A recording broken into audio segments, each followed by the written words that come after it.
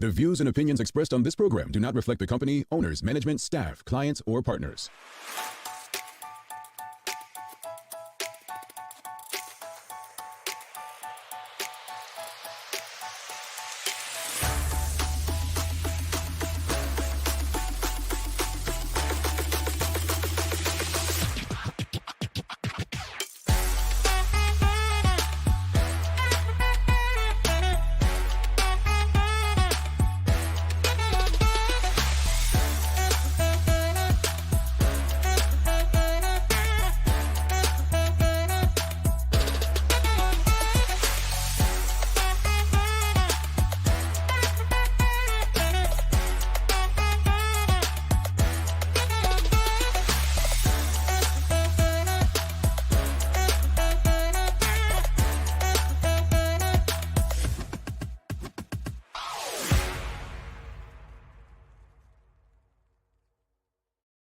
It's Tuesday, the 7th day of June, 2022. Welcome to the Daily Hour, brought to you by Medical House, One Communications, and Lindo's. I'm Jamal Hartman. She's Sherry Vanderpool, and Leanna Lambert will be with us in a bit to bring you the latest in her news break, brought to you by People's Pharmacy.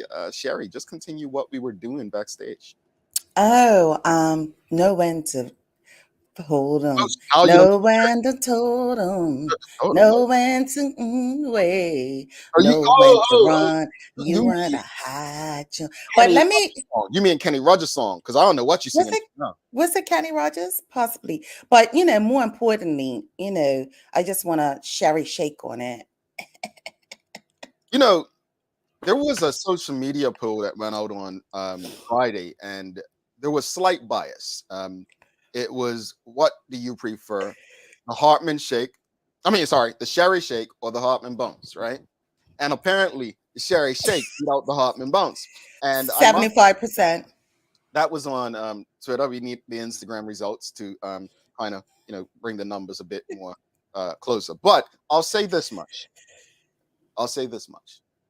It's not my fault that people can't recognize real talent.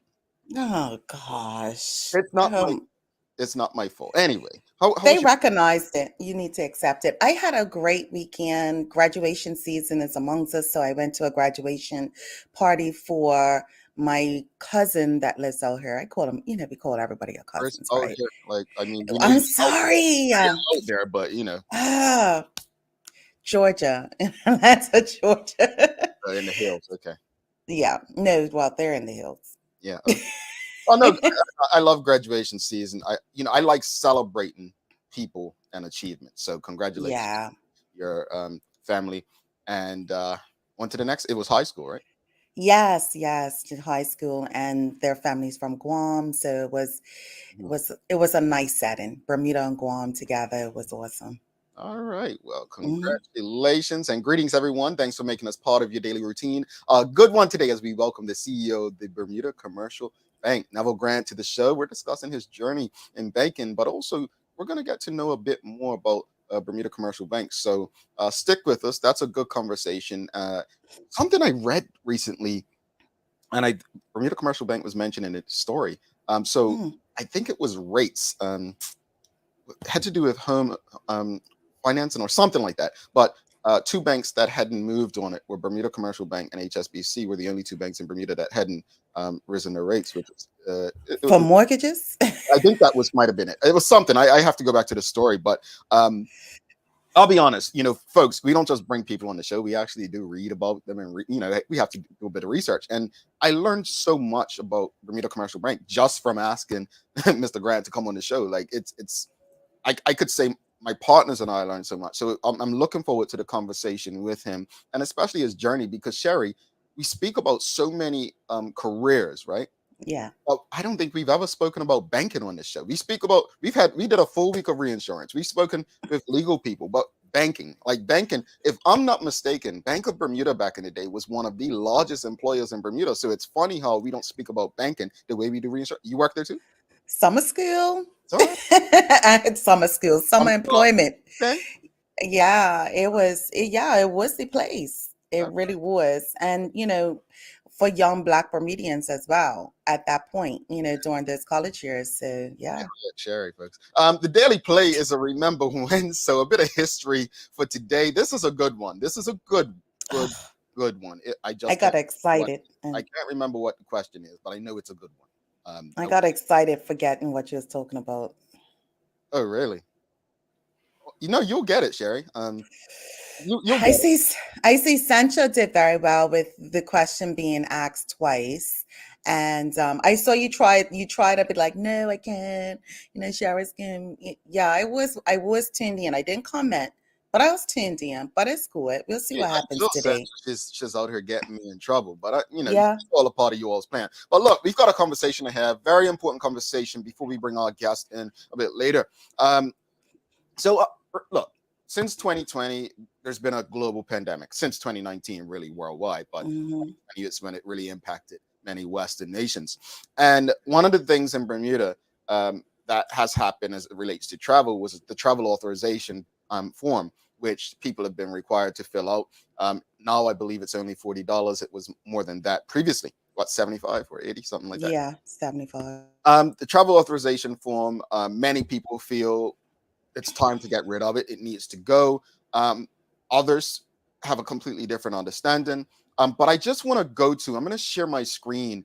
This is from the Royal Gazette, if you all don't mind. So there was a story in the Gazette yesterday. And so the title says, Get Your Act Together, Bermuda. And it's not a story, sorry, letter to the editor. And let's just read a bit of it. So it says, Dear Sir, I have just returned from a trip to Bermuda and will not visit the island again until you get your act together in regard to the required travel authorization. The form was very difficult to figure in terms of how to fill out. And once we submitted it, we were not informed that it had been approved until just a few hours before our flight. No one answered the COVID hotline when we were in the US trying to determine what to do when we did not receive the authorization and needed to head to the airport. Then once we were on island, no one answered the phone and we could not, so we could get clarification as to the Peru COVID testing. It goes on to say, as we were unable to get any information as to what to do with the Peru testing, we simply went at the appointed time. We only have 75 people in line before us. The actual room where the tests are conducted is small and unvented and frankly not clean, a COVID breeding ground if there ever was one. Suffice to say that the staff there were not tourist friendly. All of this for a $40 travel authorization fee, which in addition to the $6.98 Bermuda passenger facility charge and the $58.42 Bermuda departure tax and the $16.78 Bermuda aviation user fee. Bermuda used to be a well-run island and was an easy, stress-free place to travel to, which is no longer the case. I would like to suggest that you eliminate all of these fees and forms. There was yet another form that we filled out en route and focus on your visitors' needs rather than to nickel and dime every one of us, who at the end of the day can travel to many other destinations that are much more efficient, welcoming, and better run. If one of your readers do not believe me, just try calling the hotline 444-2498 and see if anyone picks up, or better yet, takes a look at the Bureau facility and decides if it's up to Bermuda standard. That was written by David Anderson of Ridgewood, New Jersey. So that said, the question of the morning is, what can we learn? What can we learn from the travel authorization experience? What can we learn from the travel authorization experience? What can we learn? So for me, it's a little difficult, Jamal, because I have yet to experience. I've experienced one or two things, but not to the level that he may have. So I don't have such a bad taste in my mouth in regards to the experience. I have an issue with us still having to pay $40 for this travel authorization form. This whole situation can be broken down in so many different parts. The form itself, in regards to the elderly, can they fill it out? The form in regards to people who are able to understand it. I have never had an issue with the COVID hotline. I haven't had nothing major. The last time I was there in February, I called, somebody picked up one time. I had an issue with my test results not coming back. They They sorted it out, sent me where I needed to do. I got it before I got on the flight. Um, I've had minor things to occur that haven't really directly affected me in that way. But the whole experience does need to be looked at for those as such as the tourists who are who we need or who we would want to come to the island to so that their experience is better than ours. Well, I will say I haven't had. Well, see, I can't compare myself. I can't because Right. I have had the experience where I've called the COVID hotline, and to this date, no one's answered. And I traveled to Bermuda quite often between August and um, January, and even in April. So I can attest to that being correct for me. Mm-hmm. However, I was never impacted because I'll just say I had a line to people, various people, where I always got taken care of. Right? Mm, Not everyone has that option. You all think right. I'm lying. You think I ain't cold? Wake up, Premier David Brett at 5 a.m. some mornings when I couldn't get things handled. Like you use your relationship. So I Right. cannot relate to it in that way. Mm-hmm. So I would be biased if I say anything pro or con either way. What I will say is if when you get comments like this, when you get feedback like this, take it seriously. The world Yes. is a big place. The world is a big place. Now, I'm of the suggestion that I don't have a problem with the fee. Let me tell you why I don't have a problem with the fee. Because the majority of Bermudians and people that travel back and forth, we don't even look at the a number of things that are in our ticket fees these days. We just purchased that ticket. So we're not looking at this passenger fee and this landing fee and that fee. I believe if the government were smart, they would have just said, okay, let's put this fee and slip it in part of what's already in there with the other fees for the ticket. That's Yeah. one thing I would have done if that's them. To me, the travel authorization form is more of a can it be better? Yes. I think it's more of a replacement of the forms that we used to fill out before. So Mm-hmm. what I think is the idea that it's for COVID has people a bit upset, and I think the government has probably done a horrible job of communicating this. Right? I think they've done a horrible job of communicating that no, it's a immigration form at this point. Yeah. I probably think that's the issue.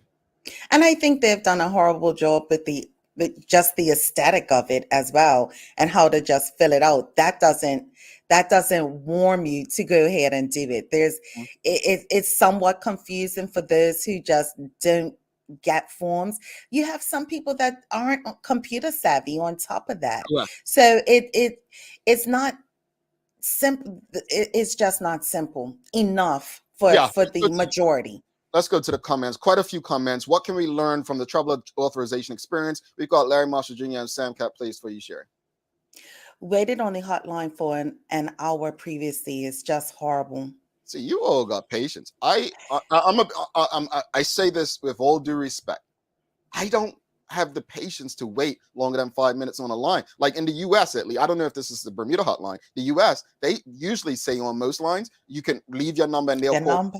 But this guy, no, we're humans functioning in 2022. We Yeah. have other things to do than to wait on a hotline or so on. But that the fact that people have to wait that long is a problem that should have been rectified the first time around. We have a tendency to think, oh, it's just that person or it's just them. You cannot look. Government has to operate as a customer service oriented operation, and it doesn't. Sam Cat, please, for you sharing. Since Mr. Jeffers is so in tune to the government at the BTA, maybe he should have a meeting with his buddy Bert and put all of those letters like you just read in front of him so he can sort it out. Ridiculous. Oh. Okay, Sam Cat, you're coming with it this morning. And All Sam right. goes on to say this is not the first bad experience tourists are having before getting here and then being here to comply. Traveling Truddy, well, based on the name, she travels a lot, so she would know about all of this. She says it can be another roadblock for tourists as one or two bad reviews travel further than good reviews, which can turn folks away. Well, she's not lying. That's Yeah. true. I mean, folks, let's be honest. Negative news, negative comments, negativity will go longer. It has more longevity than positivity, and we Mm-hmm. have to avoid that. Now, my concern for Bermuda is other destinations that Bermuda pretty much competes with not having these kind of roadblocks. That's my biggest concern for Bermuda. Rosalind Famous says, I filled out and paid the TA forms for many countries, and Bermuda's form has been relatively easy for me personally thus far. And that's good. That's good. Like I said, I cannot necessarily relate because of the relationships I've used to ensure that I don't have these issues, but that's a bit unfair because not everyone has that access. Karen Yeah. says, take the experiences of our locals and visitors who have had a bad experience and make changes. What is the point of the travel authorization form, and why are we paying $40 or which more than $0? Now, again, I feel like the government should just put the fee as part of the ticket if they're going to keep the fee. If the idea is to generate revenue, just be honest, put it there. If the form is for immigration purposes at this point, just change the name from travel authorization to Bermuda immigration form. To be honest, it needs to be electronic at this point. My hope, and if no one's thought of this or they're not doing it, here's an idea. And again, I'm not the sweetest apple on the tree, not the smartest cookie in the jar, and not the sharpest knife in the drawer. Definitely not the fastest horse at the barn. But I say all that to say, What tallest person in the room? I am not that either. But I accept that. I accept all I am. Folks, government, Bermuda, Premier Burt, Brother Charles Jeffers, Mr. Van Keynes, if it's not being thought of already, this is a cell phone. Most of what I do on this cell phone is done on an app. I think it would be in the best interest of Bermuda to create an app. And on that app, you give the people the opportunity to fill it out. If they're having trouble filling it out, guess what you have? You have a bot there that helps them go through it, or if they have questions, someone responds to them. For me, we have to look at ways to make things easy. Easy is always better than difficult because people don't want to do difficult, especially if they're going on vacation. They want everything to be easy. If they're being frustrated before they even arrive on the island, no matter how nice the customer service people are, they're already coming with a chip on their shoulder. We have to ease the experience for those who we want and we need on island. Traveling Trotty for you, Sherry. I did look at ticket fees. The taxes collected by Bermuda for tickets is about $115.79 in total. That is a lot in comparison to other places. I look as well because when your ticket starts out at $380 and then you're paying $500, I'm like, where did we go? I'll tell you this: when JetBlue first started flying to Bermuda mid to late 2000s, and they had that 99 to New York and back, that's when I realized how many things were included in the fees in Bermuda. I was just like, what happened to the $99? But right. I would encourage people, but I know a lot of people don't like look at the breakdowns, but I'd encourage you to look at it because you would be surprised what kind of fee, and different like airports have different fees. Like Atlanta may have a $2 fee versus Miami may have a $30 fee. Like we don't look at those things. We just don't. Lindsay Kipps Gibbons for you, sharing. Hotline, amazing travel authorization, safely cosplay, and we should be able to complete it per family instead of per person if we're going to keep it. I got you. Michelle White says government must operate as a business. If a private business got such bad reviews, they would go out of business. Well, we can go out of government, but that's up to the people. Interesting. Trotty says, let's not talk about electronic forms. When is the customs form going to be electronic? Well, you have the option. I mean, and then in fairness, folks, because I don't want to be too ahead of ourselves. There are people, and it's not just elderly people, because we tend to think elderly people. There are people who are not app savvy. There are people who don't have cell phones that have apps. There are people who still maybe have a Nokia, and we have to keep them in mind. I'm not making fun. I'm just a BlackBerry. I know somebody who's to. But not we have to realize that when we build these things as government, we have to keep everyone in mind. Remember, as a government, everyone's your customer. As a private business, maybe not. But as a government, everyone is your customer. Michelle White says, with all of the complaints we heard about the TA, there doesn't seem to have been any effort to modify the process. Yes, Jamel, you're saying the same things as I type. Well, I'm glad we're on the same wavelength with that. Folks, I think there's a better way. Rosalind Famous says not everyone has room in foreign location. And this is another thing. But one thing that COVID and has really done that has improved the Bermuda travel experience. And woohoo, if there's one positive about traveling to Bermuda, is those annoying customs people who, when you go on your phone in the airport, come running around like you said the word bomb in the airport. Like, they used to be so annoying. If you get on your cell phone in the customs area, like, I'm just like, oh yes, yeah, calm down. Calm down. No one's life's in jeopardy. It's okay. I was just turning it on, right? But I say that to say this, Rosalind Famous, to your comment about roaming. The airport does have Wi-Fi once you land, and it so does.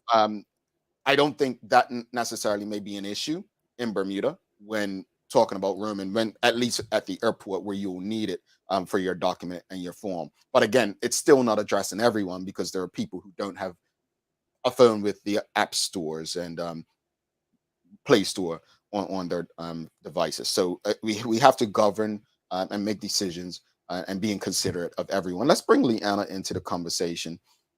Good morning, Lee. How are you, sister? Good morning, guys. I'm feeling good. Didn't get blown away, Oh, so I'm still here. Feet on the ground. We're doing well, good. well, you know what? I saw some Bermudians on Twitter yesterday saying, "Oh, Bermudians are the only people that get angry because a storm wasn't strong enough." And I said, I Yeah. always thought that. I always thought that until I It's realized, true. no. I always thought that until I moved to Florida. It's a next kind of arrogance and cocky here. Like, I'm just Oh, like, no, really? people think you're Bermudians. But no, we're Floridians. I mean, mind you, at least in Bermuda, we don't build houses on the sand that could blow away. These people are stupid. But I'm sorry. Exactly. Well, I'm not going to call him stupid, but I am going to say I was one of those people last year was like, we didn't even get a real hurricane. Like, so, can we get a real hurricane this year? I know I Oh shouldn't be saying gosh. that. I No, shouldn't be No. saying that. you don't want a real hurricane, folks. Trust me. No, no. You don't want one of this. But I will say, I'm grateful that it wasn't a lot of damage. I want to Yeah. say I'm concerned though. I'm concerned, and seriously, we had Dr. Gayshard on last week, but I'm concerned because Bermuda doesn't really get these storms this kind of year, and I think This just is very early. something's Very early. and I mean, hurricane season started on June 1st, folks. On my clock, although I said June 5th yesterday, it's June 7th, right? Hmm. Yeah. This is not good. So something's happening Not. out there in the climate that some people want to deny. Some people say Yeah. it's But real. every year they say that we're gonna have an active hurricane season. We're looking like this year we got I think 22 or something like that storms predicted to head our way. But in the Oh. last couple years we had a bit of a blow here and there. This is the earliest I think Mm, we've seen a storm Yeah. in many, many years. mm. Well, I'll say this, folks. This was something to tell you. Get ready, be ready. Don't be cocky about it. Yeah. Don't Don't. dare. This is We the appetizer. This is the pregame. Exactly. I had to slow my roll. I was like, okay, it's all right. We don't need any major, category storms this year. yeah. No. Let's keep it low. Lee, you ready for the news break? Let's do this. Over to you, sister.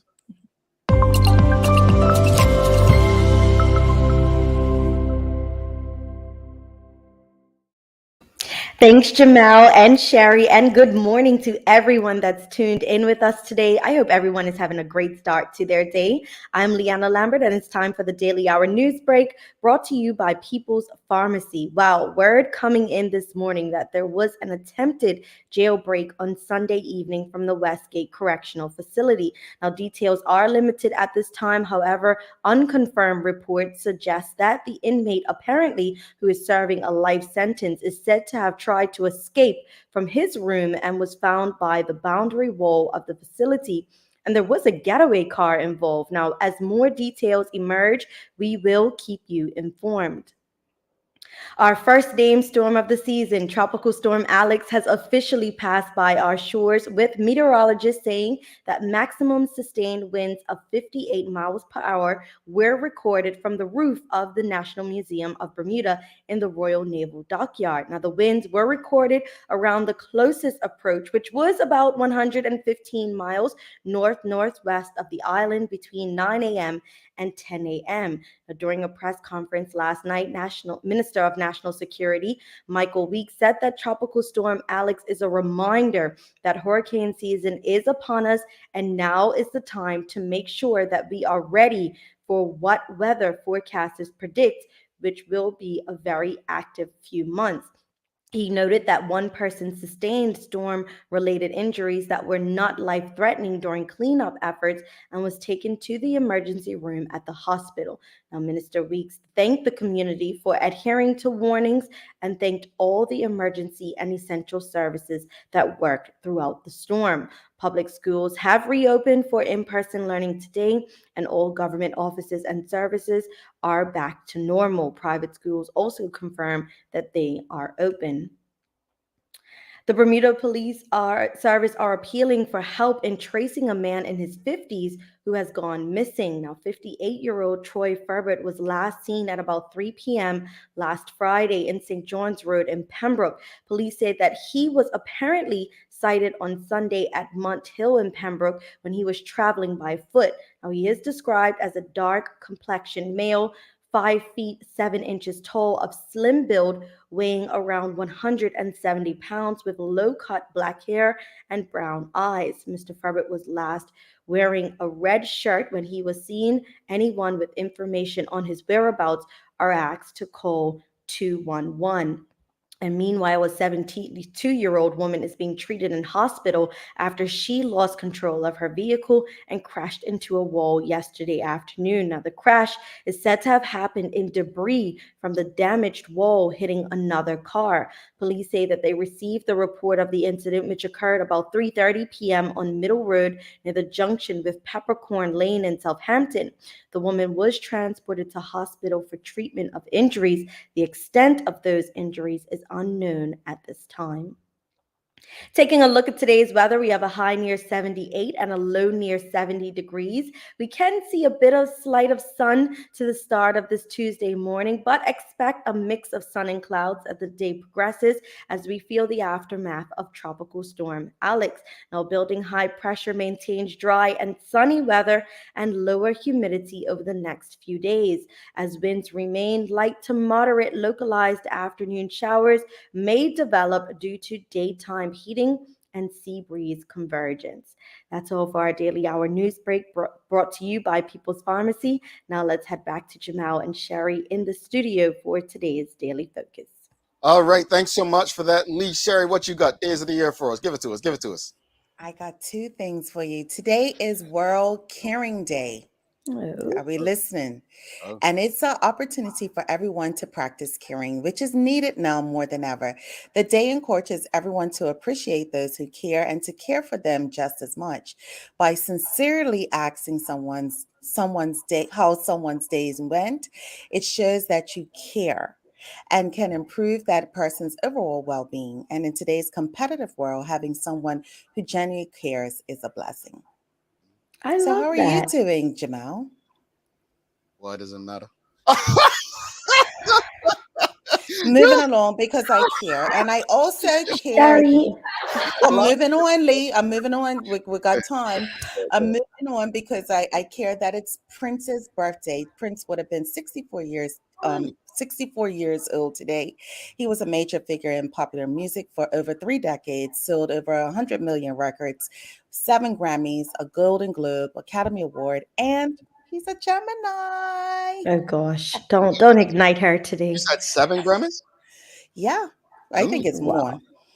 more. So after his death, I actually went to his house and left some Bermuda stuff outside because people created like tribute out there. So it was all purple stuff. So I left some Bermuda love outside his complex for him, and hopefully. See, that's a way of caring, Jamal. Oh yeah, see, See how we Wow. tied that all in there for you? I'm a caring individual after all. See, I'm not bad, you all. To Prince. Really? I know, like Come on, real people every day. Lee, We're right here, Lee. I'll see you tomorrow, Lee. No, you won't. See? Yes, I will. She wearing it to meet y'all. No, she ain't. I know. Okay, we'll talk to her later. Lee, we'll check you later. Bye, guys. Have a good day. All right, Lee Anna Lambert there. Starting trouble as she leaves the room. Yeah, but we've got a special guest coming up. Do not go anywhere, folks. Do not go anywhere. Yeah, you sip your tea, Sherry. We've got Neville Grant coming up. Really good conversation, good brother. And looking forward to it. So stick with us. We will be right back. I don't know what Sherry's sipping about. That looked like a guilty sip that she was doing, but we'll discuss. Because you're walking me today. You're walking me today.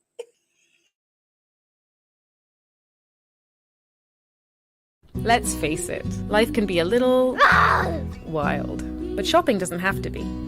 I choose People's, so that whether it's a prescription that needs to be filled, a toy for my little terror, or a gift for a new addition to the family, we'll see about that. Everything's available in one convenient location. Some call it People's, I call it my one-stop shop in the city. People's, we're here for you.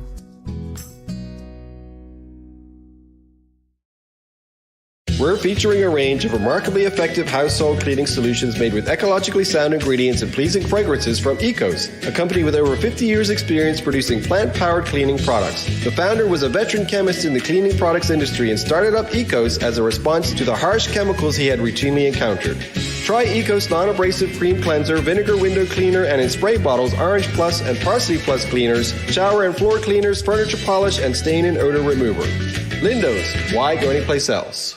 Mom's celebrating her 70th birthday next month. Have you noticed her age is catching up with her? Yeah. Plus, she's having a hard time getting up and around like she's used to. I would sure hate to see her fall. At Medical House Limited, we can help make life situations easier. We have electric beds, motorized scooters, bath stools, walkers, you name it. Mom's been real good to us. We'll get her birthday and Christmas gifts from Medical House. Medical House has relocated next to the Dandytown Field, number 6 Bakery Lane, Pembroke. Telephone 292-3622. Alrighty, welcome back to the big show. She's Sherry Vanderpool. I'm Jamal Hartman. It's the Daily Hour brought to you by Medical House One Communications, Lindo's, and People's Pharmacy. If you haven't already, make sure you're subscribed on our website so you don't miss a chance for updates, promotions, prizes, and more. Also, if you're on the go and can't watch, that's okay. You can listen to us on the BCG Radio app, available for both Android and Apple devices, where you can listen to us every single time we go live. Without further ado, we have a very special guest in the building, Mr. Neville Grant. He is the CEO of the Bermuda Commercial Bank. Good morning, good friend. How are you? Morning. Fantastic, Jamal. Thank you for having me on. Morning, Sherry. How are you? I'm great. How are you? Excellent. No complaints at the moment. No, not yet. Not yet. It's gone. I mean, Shara's in the house, so I mean, it might happen. I was going to say, you're talking to Jamal, so you know. It should be fine. I'm not worried about it. He's a pro at this. He's been doing this for years. But first of all, thank you so much for doing this. Yeah, my pleasure. We appreciate having you. But let's start. For those who may not know you, just give us a bit about your background. Like, you know, what made you choose banking, how long you've been in banking, and just a bit about your road to where you are now. All right, yeah, good question. So good morning to the listening audience as well. Interesting, banking wasn't my first choice. I trained as an accountant in college and had grand dreams of coming back and being an accountant, because at the time, I that would have been 93 when I came back to Ireland, quite a little bit of time ago. But the thought was I didn't really want to be a banker. But a friend of the family said, "Hey, look, had you considered banking?" And I sort of shrugged my shoulders, because, again, thinking back to 93, that was the time where, when you think of banking, you think largely of the sort of front-end retail space, which is really teller-dominated, because that was the only view I had of banking. So I was like, no, that's not for me. But interestingly enough, I joined the former Bank of Bermuda as a portfolio accountant, and, you know, managing unit trust, pension plans, collective investment schemes. And that was probably, you know, my first foray into banking, and talking to people and explaining what I did. It was interesting because it wasn't traditionally, you know, what people thought of banking, because all we saw was sort of retail. And it was interesting too, because every time we would have, summer students come in, we would take them to all the different areas. And, you take them to the teller station, you take them into the wire room, you take them to the treasury desk. And at the very end of the tour, you take them in the vault. And throughout the tour, they would be pressing buttons for transactions in the millions. But you take them to the vault and you give them this big stack of cash. And you'd get them back to the boardroom and say, what was the best part of the tour? And they will say the vault, because they were able to hold that physical cash, not realizing that they had sent out a wire for, way more than that. So that's the view of banking. Interesting, because I guess we've had so many conversations about business on this show, and I mentioned, like, we speak about reinsurance, we speak about accounting, and how you said, like, your focus was accounting and you went into banking. But something you said is, I think, something that many of us think. We think of banking, we think of tellers. We think of the retail side, that part. We don't think about the higher levels of investing, portfolio management, and so on. But I've watched your journey because, I met you in a previous employer. And I remember, when Bank of Bermuda became HSBC, you left to, if I'm not mistaken, correct me if I'm wrong, you went to work at HSBC in New York City, if I'm correct? That's correct. Yeah. So that was an interesting journey. It was really a desire and a plan to integrate the former Bank of Bermuda into the HSBC group. And so it was a great opportunity for me and my family, both personally and professionally, to go and work in New York, because, it was sort of the big city. That's where it was all going to happen. And it was a really great experience. And I highly recommend for any of the young people, if there was any career advice that I would say, make sure you have an opportunity to work overseas, because it twofold. One, it gives you a much broader view of the wider world. Two, I think it helps to push and grow your own ambitions about, what do you see, and it gives you a fantastic Rolodex. And it also gives you contacts. And I know Bermuda's a beautiful place, and it's a fantastic place to live and work. But sometimes we think that this is the center of the world, which, truthfully, probably it is. But, working outside of Bermuda gives you a much broader sense of, that real wider world that's not just Bermuda. So, yeah, great experience. I drag me back kicking and screaming. I can relate to that, and I think Sherry will as well, in terms of you saying that. If it's one thing I want to do, ensure I do, is try to get Bermudians to grow beyond their environment. It doesn't mean leave home forever, but it means to at least leave for the experience, and to get an understanding that what I tweeted the other day, that the world is larger than the space we live within. Agreed. Much greater.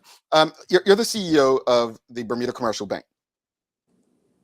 Again, I did a lot of reading about the Bermuda Commercial Bank, because, let's just be honest, from a retail perspective, it wasn't a bank that many of us went into when we were younger to do a lot of our business. But speak to us about the Bermuda Commercial Bank, the kind of services that it offers, the things that people can go there to do. Right. So we're a fully licensed, regulated bank on island.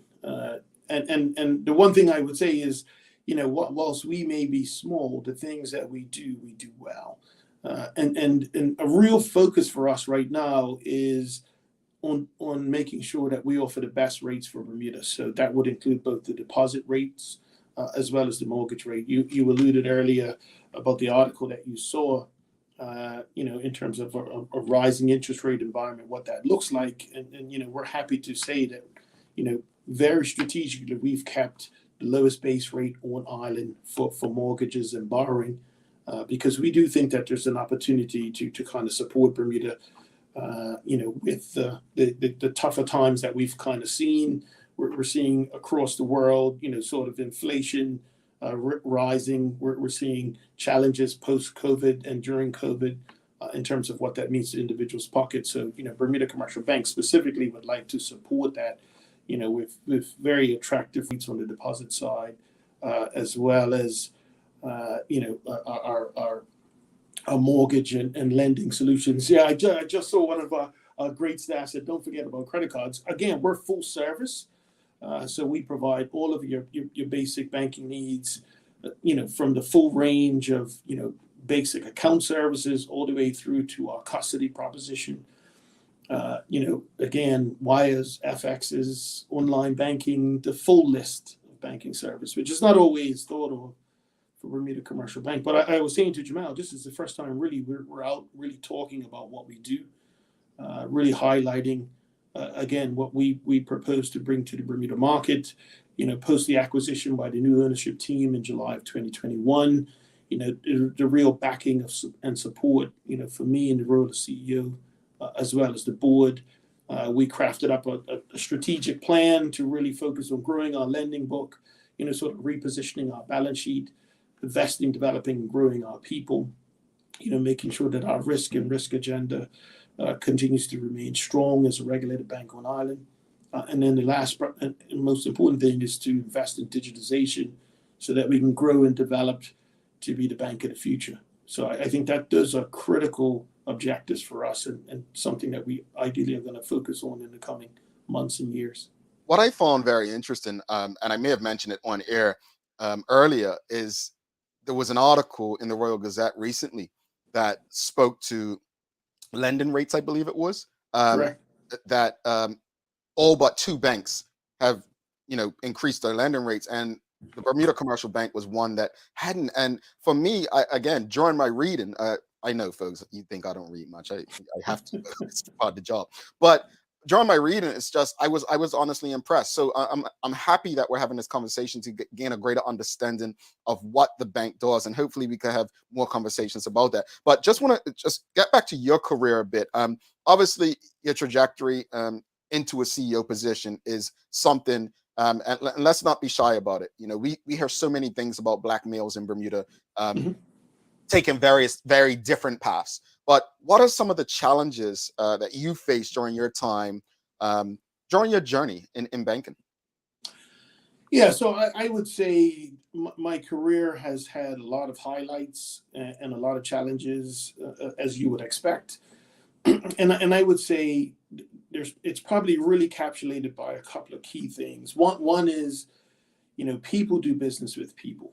People connect with people. And I largely say, whether it's banking, reinsurance, retail, you name it, people are the one key element that underpins it all. And so I've been fortunate enough to have a number of mentors, people that have looked after me, invested in me, supported me, which has probably been, a huge highlight, of my career, that, somebody took an interest in and supported my growth and development.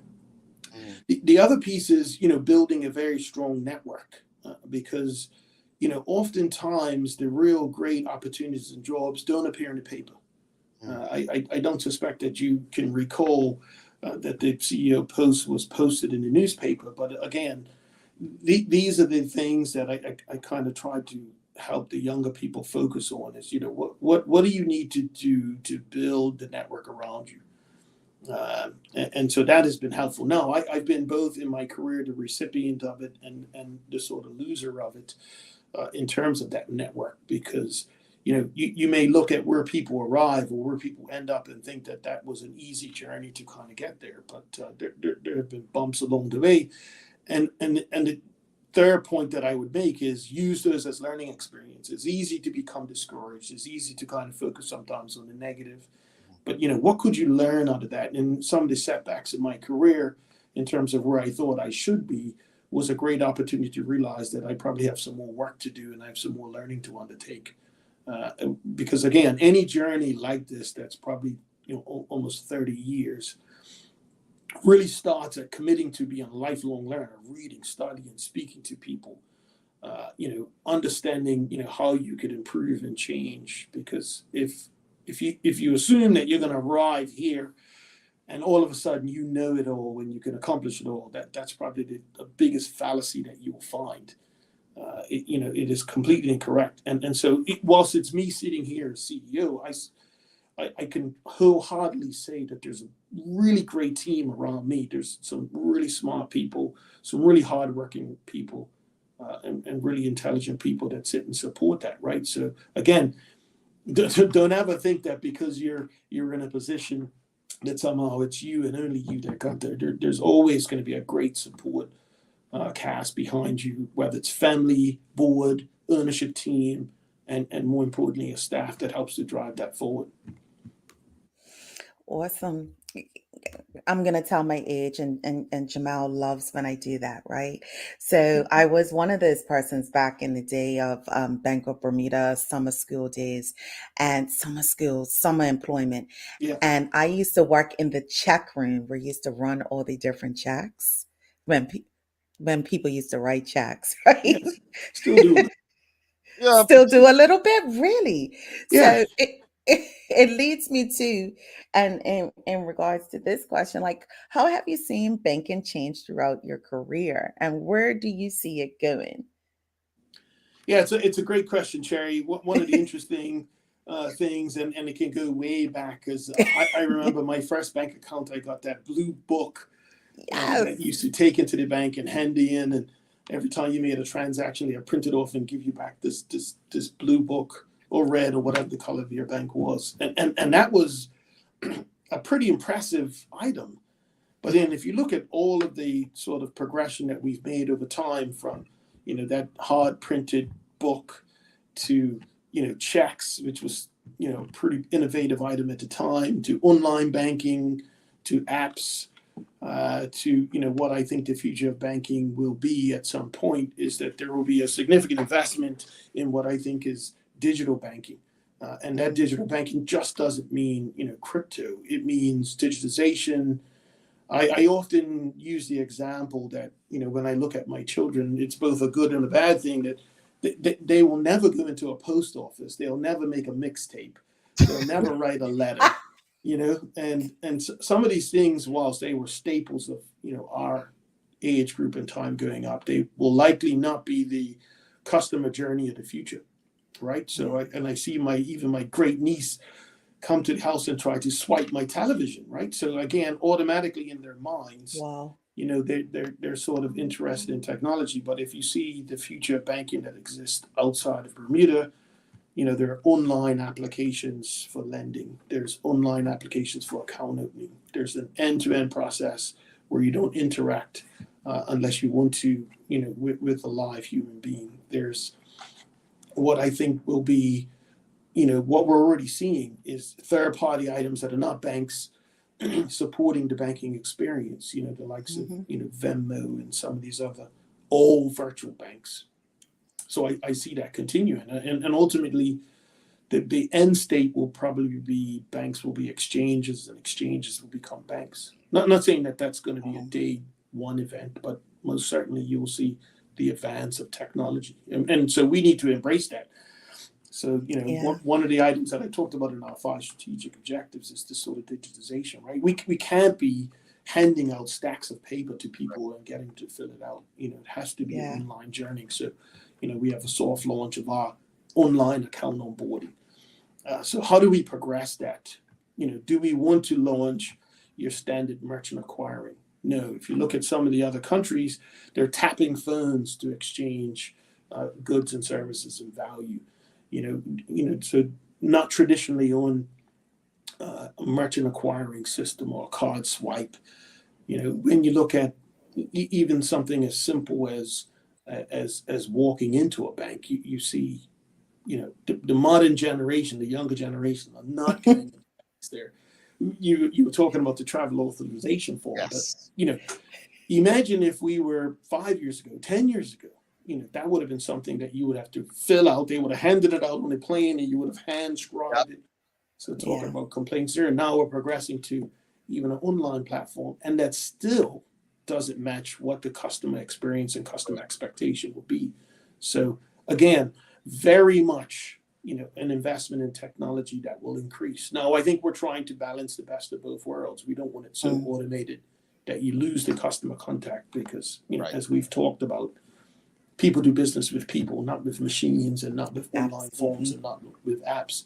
At the end of the day, you would want to have that personal relationship. So we would still encourage you to come and see us, stop by. People always say, "Where are you?" And so we're on Bermudiana Road, next door to the Little Venice, down the street from Lobster Pot. So we have a Down number the of street. Yes. So, But Neville, in Neville, but as you talking about, we're taking the banks out of situation or digitalizing it. When you talk about different things like, and I know it doesn't happen in Bermuda, Cash App, PayPal, all of those different Mhm. things. I could stand right next to you, send you some money, put it in your bank account Right. instantly, and move forward. So when we talk about the trajectory of what's happening in these last 5 years, it's amazing. But what's the most rewarding thing about a banking career? And again, so I've been fortunate enough to have worked in a number of different sectors in the banking industry, but probably the most rewarding is when I worked in the small business center.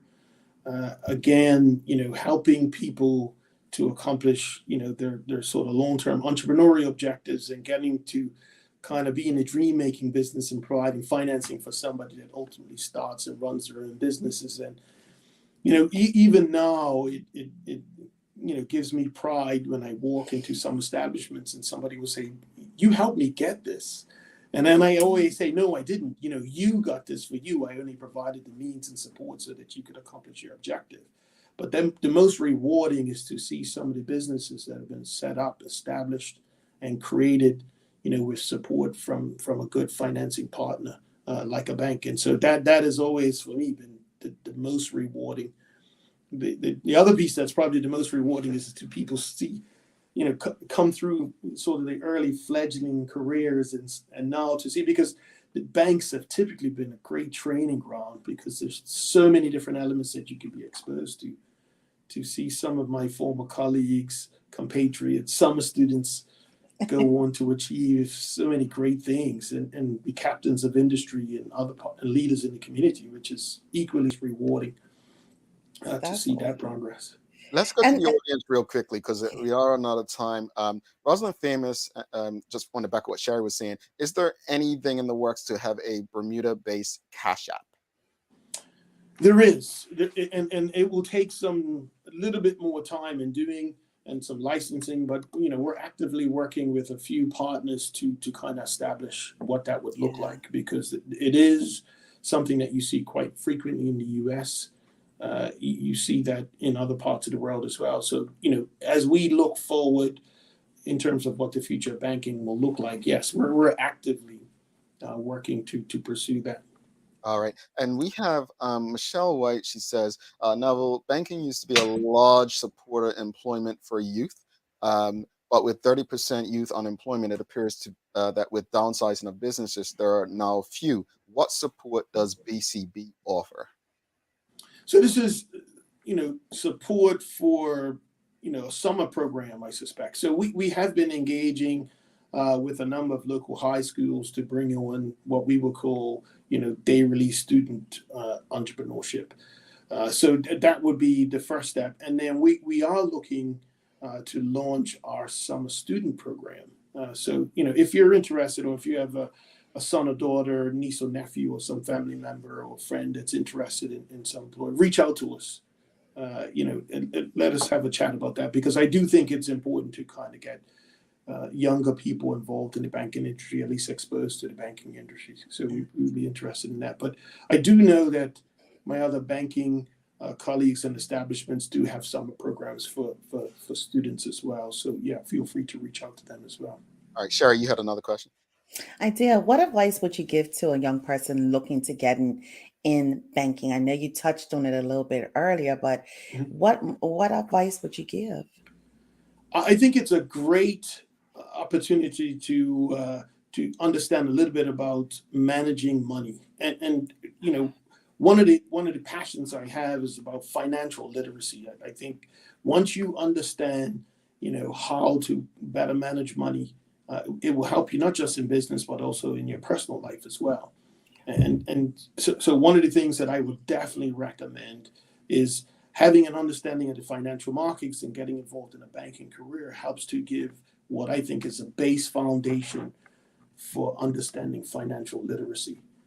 So I would encourage you, because most banks have so many different departments, services, support, that you don't end up with just one body of knowledge, but a broad-based exposure to financial services, which is critical. And one last question before you go. We are out of time, Sure. but I just want to ask, what does Bermuda Commercial Bank have in store to be able to compete with the banks that seem to be more well known to the public? Yeah, so we're not going to attempt to look like or be like the other financial institutions. We'll focus on what we do and do that extremely well. So our focus is largely on offering the best rates for Bermuda, whether that be on the deposit side or whether that's on the mortgage side. And really the differentiator in banking, which is largely a commodity business, is our service. So we have a great team, and our focus is making sure that we have that personal touch and that quick response time. So that's really our focus, is to bring the true service back into banking, to make sure that we provide an excellent customer journey for our customers. I told a fib. One last question from the audience. Karen Simmons asked, this is a good question to wrap it up on. She said, being the CEO of BCB, Neville, how and what do you do to manage your work-life balance? Great question, Karen. Thank you for that. I think that the challenge always when you arrive in this space, the mantle and the weight of additional responsibility is heavy. And so the first thing is you think that you can do it all. And then you realize that if you try to stay late, get in early and burn candle at both ends, you'll be burned out. So what I recommend, because it does come with learning, right? When that mantle is thrust on you. But what I do is I try to exercise, run, swim, bike as much as I can. And even though I work weekends, I don't come into the office. I might log on, organize some things, check some emails, sort some things out. But I make family time for the weekends, for sure. The other piece is, because we have so much remote working facilities, it's always best to get home and have dinner with your family. If nothing else, you cannot have a hectic work environment, a hectic life environment. So I recommend go home and make sure that your family, because they are a huge support. Shout out to my wife, daughter Niley and son Nain, because again, without having some family support, then this is not the reason why you go through life, is not to become a banker. You would hope that as people think and remember your legacy, they remember you as a great contributor to community, which includes family. So make sure that you don't forget why you're spending time at work, is to provide for and support your family. Love that. Neville Grant, Bermuda Commercial Bank CEO, thank you so much for My pleasure. and engaging with our audience. We definitely think this is something, the conversations, especially about banking. I know one of the things that we discuss a lot on this show is about finances and investment and, mortgages and so on. So we definitely Absolutely. will be in touch to have some more conversations and be a part of the Bermuda Commercial Bank family. So thank you. Excellent. Thank you. Appreciate you having us on, and do check us out on our website, the banner ads on RG and Burn News that are floating around, or give us a call. And we'd love to see you as well if you want to stop by. So we'll appreciate again the time. Thank you to your listening audience, and be safe. All right. Thank you so Neville. much. Have a great one. Talk soon. Thank you. All right. Neville Grant from the Bermuda Commercial Bank. If you appreciated today's conversation, make sure you give us a thumbs up, a love, a like, and make sure you share these conversations. His journey is just amazing. It's awesome.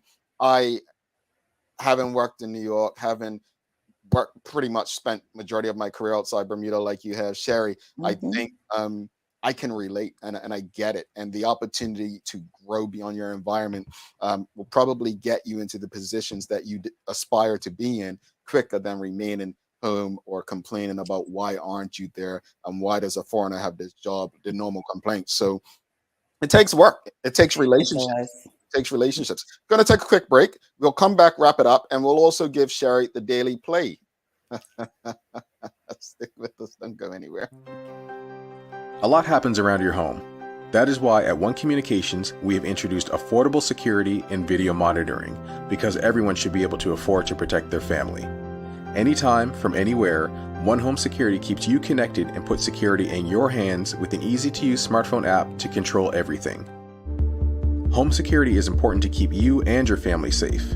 Motion-activated cameras around your home and security monitoring within create a complete security system providing protection both inside and outside your home. Professional monitoring means that there's someone on call with 24/7 protection to notify the authorities and help keep you and your loved ones safe.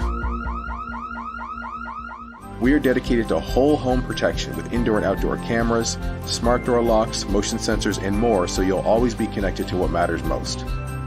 With professional installation, no upfront hardware fees, and low monthly rates, because keeping your family safe should be affordable for everyone.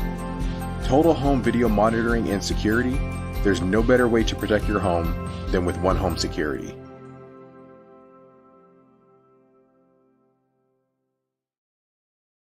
All right, welcome back to the big show. Thanks again to Neville Grant. Awesome. Don't forget, give us a love, a like. Make sure you share the conversation. Thanks again to One Communications, People's Pharmacy, Medical House, and Lindos for ensuring we're able to do this with you on a daily basis. Time for the Daily Play, brought to you by Heineken 0.0. Great taste, no alcohol. Sherry, are you ready? Sure, Jamal. It's a remember when. Quote, who was Bermuda's first official premier? Who was the first official premier by title of Bermuda? Oh, gosh. John's one. That's as far as my memory goes back. First, I know. And then teach me this in school before I left. Wait.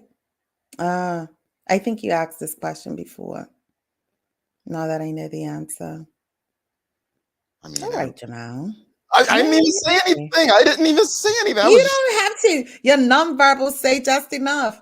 I'm just sharing the audience. I mean, this is all about their engagement.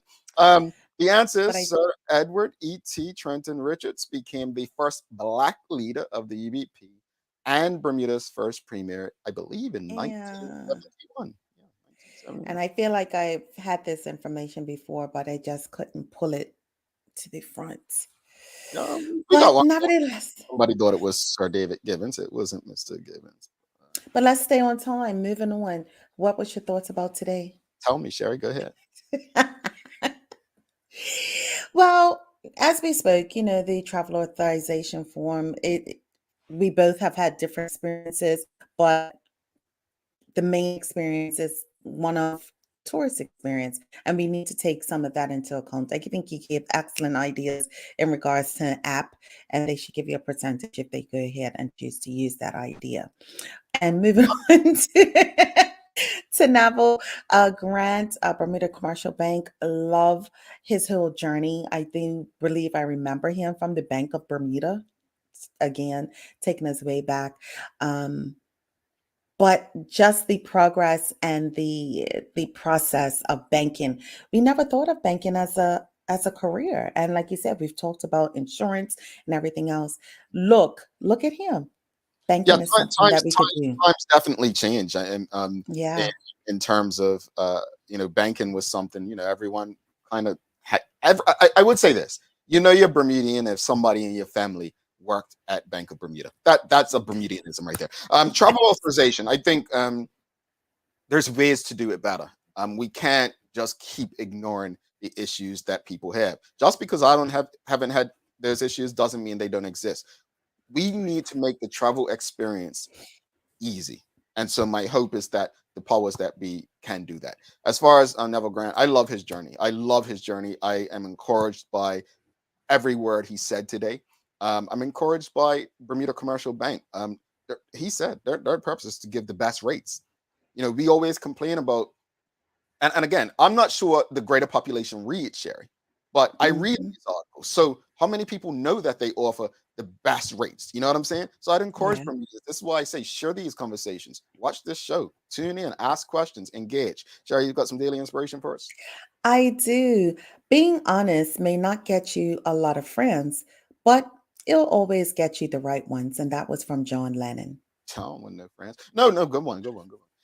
Thanks again to our partners, Medical House, One Communications, Lindos, and People's Pharmacy, for ensuring that we're able to do this with you on a daily basis. As always, we appreciate you, we love you, and we thank you for making us part of your daily routine. If all goes well, we'll be back to do this again with you tomorrow. She's Sherry Vanderpool and Jamal Hartman. My friends, make it a great and safe day. We are out. Peace.